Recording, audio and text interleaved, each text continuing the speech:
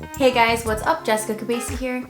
In today's video, we're going to be diving deeper into the photography community, and I'm going to be giving you guys my opinions on the popular photography opinions. Is that confusing?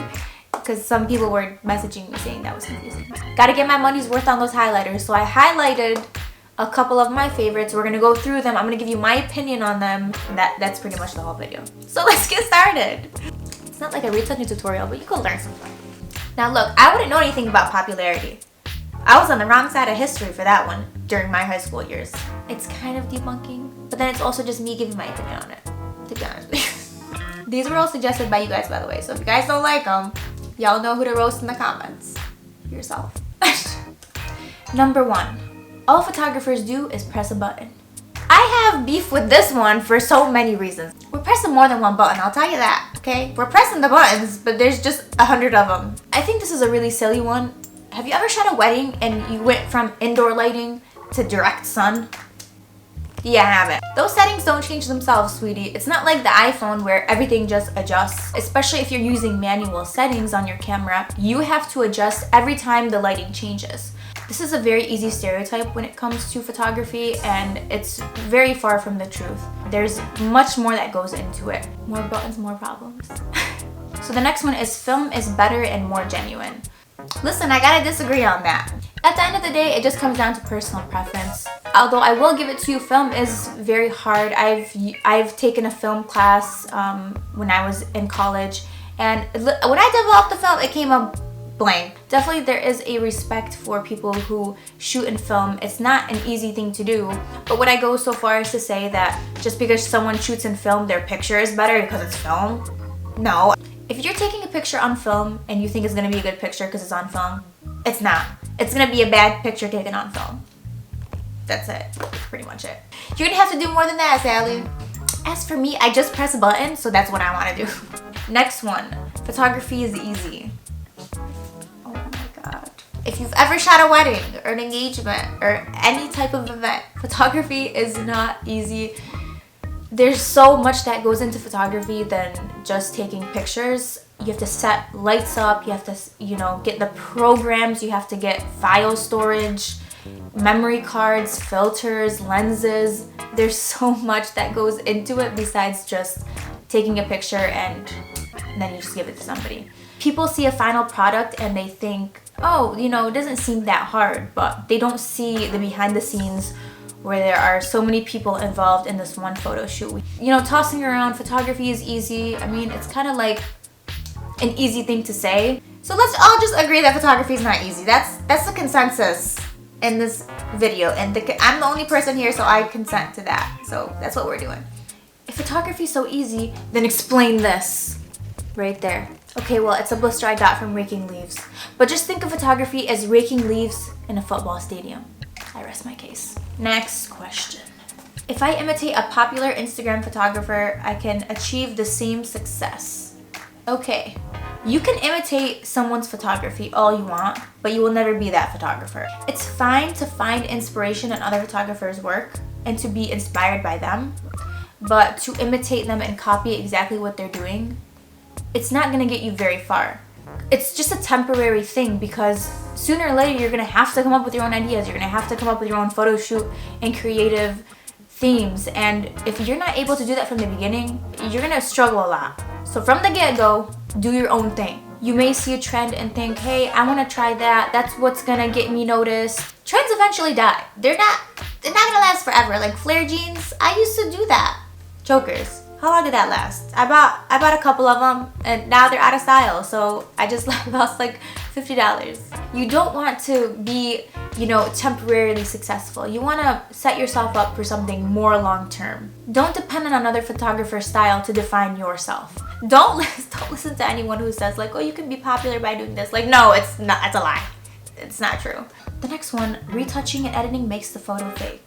I have to disagree with this one because I am a really big editor. I love to retouch, to color grade my pictures, and I don't think that makes the photo fake. The way we set up the light, how we have makeup and hair and styling, no one does that in their daily life, so you're already setting up something kind of, I'm not gonna say unrealistic, but something that is not very common. So already you're kind of setting that precedent. So to go a step further and say, oh, well, if you color grade these photos, it's gonna be fake. I wouldn't necessarily say that. I would say editing kind of adds your own special artistic touch to the picture. I think it's just the signature of the artist. One day you might have a pimple and you're getting your picture taken on your wedding day. You know, would you want the pimple there? No, because maybe a week from then it goes away. There are some people who go overboard with retouching. Like, I'm not gonna lie, you guys killed it. It no longer looks like that person at all. I mean, you might as well have just started with a cat. You might as well have just shot Barbie. Photography is art, and sometimes it's not made to be 100% realistic. It's not supposed to be like a picture that you take on your phone and that's all it is. Another one that I don't agree with is you need to go to school to be a professional photographer. I went to school for graphic design and asked me if I'm using my degree right now. I'm not, I'm doing this. Times are tough right now, okay? But I got a diploma, though.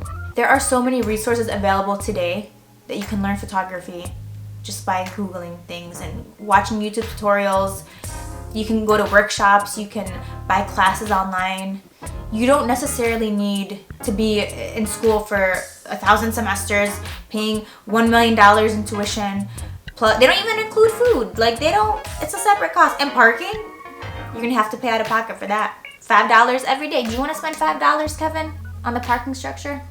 I know you don't. You'd rather spend that on Domino's. That's what I would do. I took one photography class. I wasn't even listening to anything that the teacher said. I was a good student though, but I got stuck in the dark room. People are always asking me if they need to get a certification or like a photography license by going to school. And I'm like, look, if we needed that, I must be breaking 1,000 laws because I don't have any of that stuff. I'm 100% self-taught. From the beginning, I didn't know anything about photography. I watched YouTube tutorials, I read articles, I Googled everything, and this is where I ended up. So it's totally possible if you're passionate and you're motivated. You could read all the books, you could watch all the tutorials, but you just gotta go out and shoot at the end of the day. Okay, so another thing that's very prevalent today is, you know, the amount of Instagram likes being equivalent to how good your picture is. Just because a picture has a lot of Instagram likes doesn't mean it's a good picture. Hate to break it to you guys. I've seen some decent pictures on Instagram, like decent. Like, hey, we barely made it. You know that song by Drake? Like, started from the bottom, now we're here. We started from the bottom and we're just barely making it almost halfway to the top. It's a fine picture, it's okay, but it has like 5 million likes. Does not mean that it's a good picture. I also went through that too, where I didn't know what to post because I knew that people wouldn't like it. But you know what? Now I just post whatever I want. I really don't care. Picture of my toe, it's okay. Let's put it up on the feed. It'll match everything. My feed doesn't match at all. I really don't care about that either. Like, I'll post whatever I want, if it matches or not. Don't post stuff just to get the likes and just to get approval from other people. I think your approval is the most important. Does McDonald's have a Michelin star? Does Burger King have awards from James Beard? They do not. But it's a popular restaurant. Everybody eats the fries, and the ice cream machine is always broken. Case closed. My mom makes better fries. So now that the Instagram thing is out of our lives forever, I mean just for like 10 minutes after this video ends, we'll be back to posting what everyone wants us to post. Kevin's gonna be like, I'm posting that portrait shot at 1.2. Another one is you must know every technical thing about your camera to be a good photographer. Well, I'm just gonna leave then. No, I gotta finish this. Man, my mom's gonna be pissed if I don't finish it. In the words of my brother, I don't read books, I read text messages. Well, actually, I read both. I really do like books. But one book I'm just not gonna read, and I'm gonna be honest with you guys, is the manual to the camera. Have you seen it? It's not a good book. It doesn't have a good story. There's no character development. There's not even an antagonist. I can't relate. Just because you're a technical photographer doesn't mean you're necessarily gonna take a good picture. You and your camera can have the strongest relationship you've ever had in your life. Like, you're never gonna trust somebody again. At the end of the day, anyone can know the technicalities of a camera. Anyone can memorize, the vocabulary, but to actually be able to go out, use it, and make amazing art, that takes a whole other person. You know what? Let's read the manual together since that's so important to a lot of you guys. Here we go. We're gonna start at, before you start, disabling the beeper. You can prevent the beeper from sounding when focus is achieved during self-timer, shooting, and during touch operations. Does anyone have any? Yeah? Oh, you don't want to be in this class? Can someone just summarize it? Is there like a Cliff Notes version of this? So basically, just because you know the manual doesn't mean you're gonna to take a picture, like, I don't know the manual. So that wraps up this video. Let me know what you guys think down below in the comments about each topic. You know, what did anything trigger you? Let me know your thoughts and comments down below. As always, I would love to thank you guys so much for watching, and let me know some other popular photography opinions that you guys want me to do in the next video, or, you know, kind of cover. Don't forget to pick up one of these. It's good nighttime reading. Like, you drink some milk and read this right before you go to sleep. Maybe watch some Stranger Things. Good to go. It's a good night.